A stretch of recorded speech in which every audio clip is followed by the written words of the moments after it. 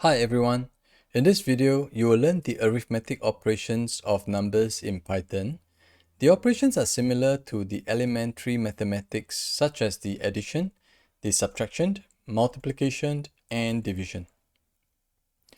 There are three other operations in programming languages or in programming which you may not be familiar. They are the integer division, the modulus operator, and exponents. Alright, and not to worry, we will look at some examples in each operations and hopefully at the end you will be clearer. Alright, so let's start with addition operation. Alright, so the addition operation is rather straightforward. If we use 1 plus 2, just like in elementary mathematics, we will expect the value is to be 3, right? So print this expression of 1 plus 2 and execute line 11. And we can see that the value returned to us is expected, value of 3. Okay, let's see with another few examples. Let's try with a decimal place. So 1.5 plus 1.3, we will expect the value to be 2.8, right? So let's execute this and see the output. So indeed, it is also as expected at 2.8. However, sometimes the results in decimal may not be very precise like what we have learned in mathematics in school. Okay, I'm going to give you an example. So for example, if I use 1.2 plus 2.2, we will expect the value to be precisely 3.4. But sometimes Python may not return to us that precision value. Okay, so let's take a look at this line 11 when we execute it. Okay, so instead of returning to us 3.4 precisely, it gives us a lot more decimal places of zeros and ending with a digit of 4. Okay, now so there is very small differences between the precise value of 3.4 and what Python returns to us. Okay, now this kind of differences is called the floating point representation error. So let me just paste this terminology. All right, floating point representation error. It is related to the way decimals are stored in a computer's memory. We won't be discussing how this error happened in programming, but simply note that this is not unique to Python only, but also in other programming languages. Okay, and since the difference is so small, we will simply accept the output of Python and we ignore the differences. Okay, so don't be alarmed when you encounter this kind of unexpected results when you're dealing with number operations in future. Okay, so we'll move on and talk about subtractions. So subtractions is also rather straightforward. If we use 1 minus 2, we will expect a negative 1 result. So let's execute the code and we can see that indeed we will get a negative 1. All right, let's try with decimal once again. All right, so let's try with 1.1 minus 1.0. Will we get a precise value of 0.1 or will we get a floating point representation error again? Okay, so let's execute the code. And instead of getting a precise 0.1, Python returned to us a very different little difference of adding many decimal places with zeros at the back and ending with the digit 9. All right, so as mentioned, don't be alarmed. We will just accept this output as they are and ignore the differences. Okay, so let's move on to talk about multiplication. So multiplication is also very straightforward. Okay, it is represented with an asterisk.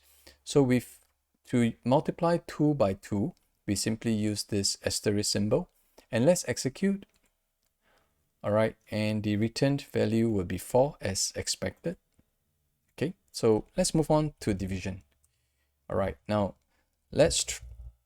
division is represented by a forward slash. So 4 divided by 2 is represented by this forward slash. Okay, do not use a backward slash, it will throw you an error. All right, so 4 divided by 2, and if we execute the code, all right, we will see the returned value to be 2 as expected.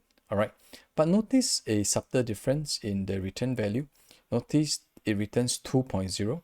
So this is a hint that the data type returns to us is a float data type. All right, so in division, it will return the value as a float data type even both of these numbers that we given in these expressions are integer. Okay, we can use the type function to evaluate the value that of this 4 divided by 2, all right, and check the data type that is being written. Okay, so notice the data type written is a float. All right, now in this line of code, 4 divided by 2 will be executed first, all right, in the inner parenthesis, followed by, so 4 divided by 2, once it's being executed, it will return the value of 2.0. And then type will evaluate the value of 2.0. So it returns to us this float. All right, so I hope this is clear. And let's move on to talk about integer division. Okay, now integer division is quite similar to a normal division, except that it will only return the integer. So let's see with an example.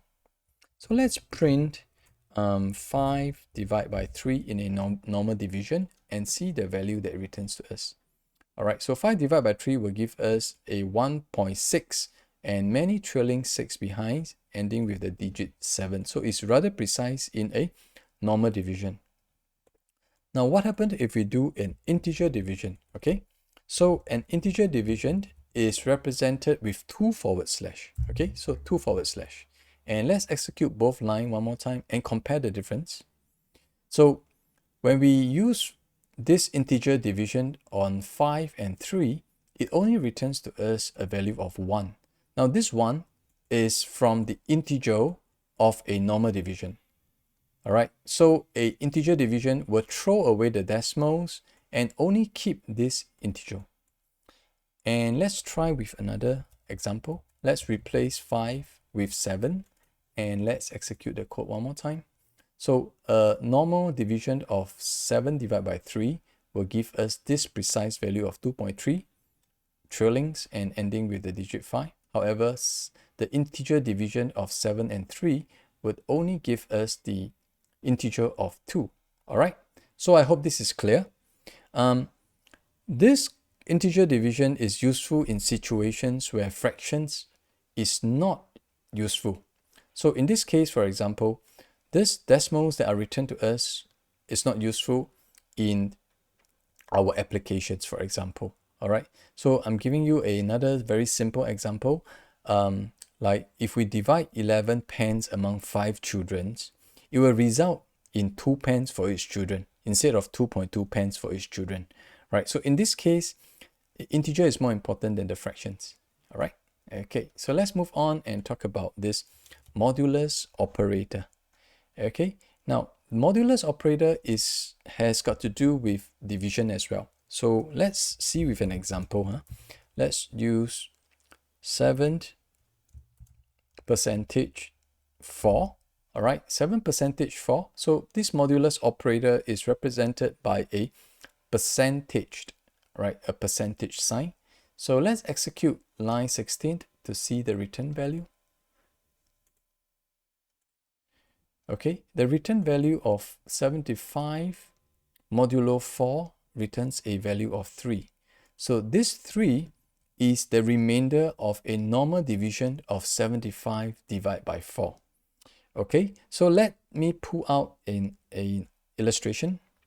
Okay, now in our elementary math, where we use 75 to divide by 4, okay, the remainder of 3 is what this modulo operator is trying to do, is trying to return. Okay, now how is this operation useful? Okay, so a common use of this modular operator or modulus operator is to check whether a number is even or odd. Okay, let me just give you an example. If I have a variable and I assigned a value of 4 to this variable called num, and I want to check whether this num variable, I want to check whether this num variable is an even or odd number. So I can use this I can use num variable modulo 2 to check the remainder. If the remainder is 0, I will know that this value within this assigned to this variable is a even number. So let me just execute this code. And you can see that this value returned is a 0. So since the remainder returned is a 0, I know that num consists of an even number. So let's try with other values. For example, 400,000. 400,000 assigned to this num variable, and using this modular expression, we can check whether it is a even or odd number, right? So no surprise, all right, the remainder of 40,000 divide by, 400,000 divide by 2 will give us a 0 remainder.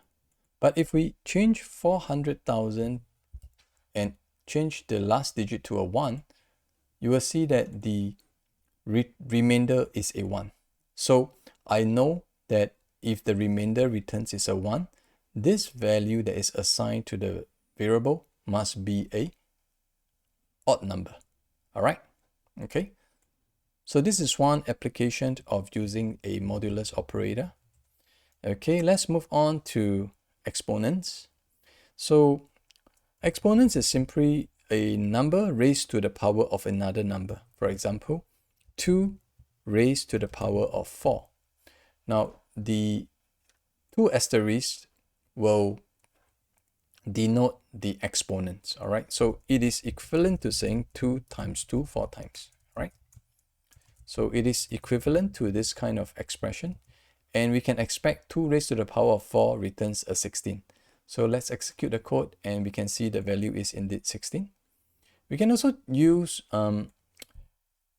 decimal for the power. So if we use 4 raised to the power of 0.5, it is simply asking, is simply getting the square root, right? So square root of 4 should return to us the value 2. So let's execute the code.